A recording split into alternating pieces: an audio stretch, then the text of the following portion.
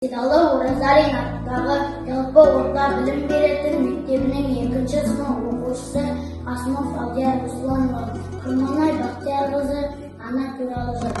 Ана шырақ ұрпақ мен жаңылмай, өз анасын бар берішке сағынған. Құдыр еді сезімден бас кеп, ана деген үш әріппен табылған. Аман болса ана деген ардағым, күндей болып нұрланады жандағым.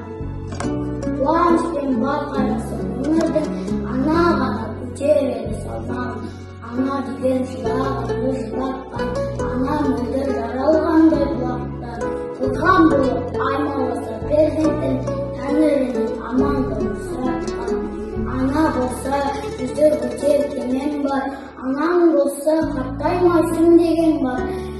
Тірі кезде қадірлесең анаңды, шын өкініш дауланбайды санаңды. Аналардың бар тамырын идерген, ана ғана ұрпағыңды сүйдірген. Алла өзі жаратқанда ананы, пенделердің басын жерде күйдірген. Ұзақ өмір жасай берсін аналар, аналарын қадірлесін балалар.